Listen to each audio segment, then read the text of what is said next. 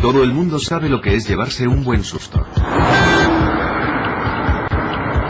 Pues bien, imagínese cómo sería su vida si se viera atrapado por esa especie de miedo intenso sin razón aparente cuando menos lo esperase. Así se vive con un trastorno de ansiedad.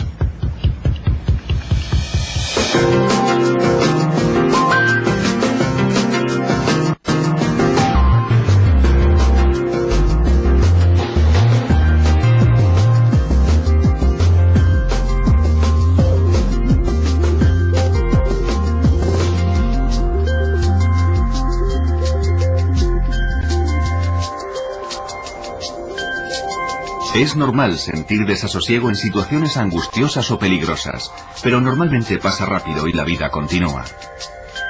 Sin embargo, la ansiedad es continua y para algunas personas no pasa. Se convierte en un problema que termina controlando sus vidas.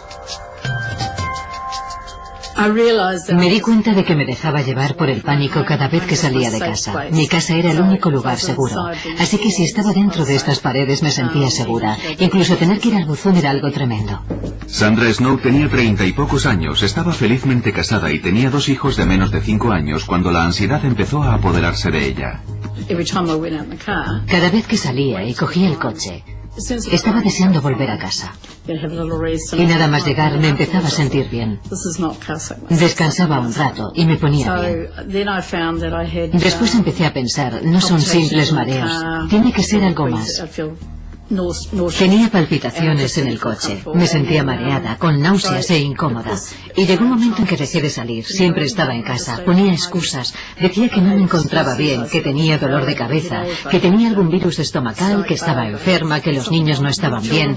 Me inventaba cualquier excusa. Al recordarlo, Sandra es consciente de que evitó hacer ciertas cosas durante mucho tiempo. Pero después de 3 meses particularmente agobiantes a cargo de sus 2 hijos pequeños, de un marido enfermo, un negocio y de ella misma, la ansiedad le superó.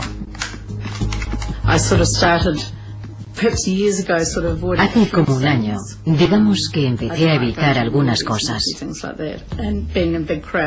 No quería ir al cine y cosas así, ni estar entre mucha gente. Y además creo que el estrés de cuidar de mi familia también influyó de alguna manera. Durante los 7 años siguientes, Sandra vivió un constante miedo diario a los ataques de pánico que llegaron a controlar su vida. Es una sensación horrible. Por eso la gente dice que debe ser parecido a un infarto. El corazón te late muy rápido y tienes un ligero dolor en el pecho. Te falta la respiración, la cabeza te da vueltas, te tiemblan las rodillas y no sabes si vas a vomitar porque todo es muy confuso. Tienes el estómago, la cabeza, todo el cuerpo como sobresaltado. Supongo que es una especie de sobresalto, una sensación horrible. En el núcleo de estas sensaciones tan desagradables está la ansiedad y un mecanismo que todos tenemos para sobrevivir al peligro inminente que es luchar o huir. Se conoce como respuesta lucha-huida. La ansiedad es un síntoma normal. Todos somos capaces de experimentarla. Pero en los trastornos de ansiedad, las rutas de dicha ansiedad son demasiado sensibles. Afectan mucho más a la gente que sufre trastornos de ansiedad que a la gente que no tiene esos problemas. Estas rutas de ansiedad afectan a 3 partes principales del cerebro. El estímulo, que históricamente era un animal salvaje y que hoy en día es más parecido a un coche de carreras, llega al cerebro a través de los ojos y la respuesta se coordina en una parte del cerebro conocida como amígdala. Esto activa la parte pensante del cerebro, la corteza prefrontal. A la vez, la célula más primitiva del cerebro se acciona provocando la ansiedad y por consiguiente la respuesta de lucha-huida.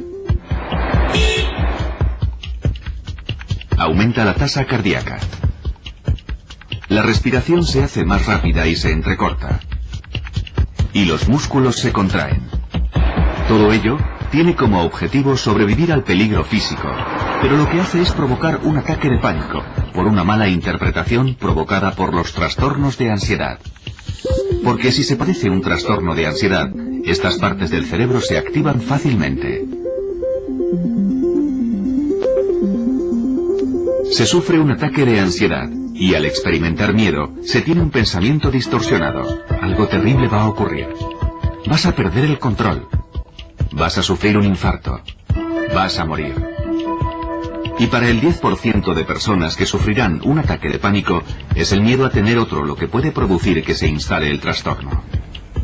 Bueno, el típico ejemplo es el de una persona que sufre un ataque de pánico en un lugar muy concurrido, como un supermercado lleno de gente un jueves por la tarde. Es una experiencia verdaderamente horrible. La persona vuelve a su casa pensando en cuándo tendrá otro de esos ataques de pánico. Terminan sintiendo una ansiedad permanente. Se denomina agorafobia, que etimológicamente significa miedo a los lugares públicos abiertos, es decir, se tiene miedo a ir a cualquier lugar desprotegido. Evidentemente no quieres tener otro ataque de pánico, así que solo piensas en el próximo ataque y en el lugar donde te ocurrirá, ya que puede pasarte en el sitio más inesperado. Y no quieres estar fuera de tu casa cuando ocurra, porque no quieres sentirte vulnerable. ¿Cómo vas a sobrellevarlo si estás fuera? Es decir, cuando estás fuera, no puedes llegar a casa rápidamente. Así que terminas evitando salir, porque sabes que si tienes un ataque en el supermercado, no volverás al supermercado. Si tienes uno en la lechería, no volverás a la lechería. Y terminas evitando todo lo que te hace sentir incómoda, que finalmente es todo. Durante 7 años Sandra apenas salió de su casa, y mientras algunas personas que sufren ataques de ansiedad o agorafobia tienen muy pocos ataques de pánico, para Sandra formaban parte de su vida, y cualquier cosa podía desencadenarlos en cualquier momento, como por ejemplo salir por la puerta de su casa. Digamos que mi desafío cada mañana era salir a recoger el correo. Me obligaba a hacer ese tipo de cosas insignificantes. Pensaba que ir al buzón era mi forma de hacer algo. Me hacía sentir un poco útil, así que ir a recoger el correo era una especie de objetivo diario. Incluso haciendo eso, el riesgo de sufrir un ataque de pánico siempre estaba ahí, y siempre era muy desagradable.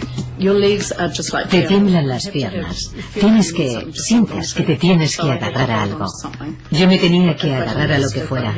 Si no tenía un bastón, me tenía que agarrar a un seto o a algo que tuviera cerca. Pero tenía que agarrarme a algo para no descentrarme, para poder dar el siguiente paso. Necesitaba algo donde agarrarme. La cabeza te da vueltas. El corazón se te acelera. Yo no podía mirar a los lados, solo podía mirar al buzón y después darme la vuelta y volver. A veces incluso le era difícil hacer las tareas domésticas por el efecto que tenían en su ritmo cardíaco. Creo que es porque cuando haces algo extenuante, aunque pasar la aspiradora no lo sea, estás haciendo algo que acelera tu ritmo cardíaco. Y esas palpitaciones son parecidas a las que tienes cuando sufres un ataque de pánico. Es una sensación que la mayoría de la gente ni siquiera nota, y aunque lo hagan, no le dan importancia. Pero cuando se padece un trastorno de ansiedad, el aumento del ritmo cardíaco puede activar la ruta hacia la amígdala, que a su vez activará la ruta a la parte pensante del cerebro, donde se malinterpretará como el comienzo de un infarto. Por eso se siente ansiedad y el ritmo cardíaco se acelera y las rutas se activan. Es un círculo vicioso que termina en el ataque de pánico que se estaba intentando evitar a toda costa.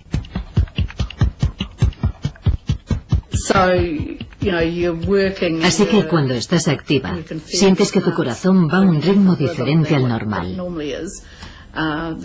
Y yo solo pensaba en eso. Y creo que por eso me sentía tan incómoda pasando la aspiradora. La cabeza me daba vueltas y no me gustaba esa sensación porque era muy frecuente. Me hacía sentir muy mal, así que la mayoría de las veces barría. Barrer era lo mío. Dependiendo de la naturaleza del trastorno de ansiedad, se dejan de hacer ciertas cosas para evitar lo que se cree que provocará el siguiente ataque de pánico.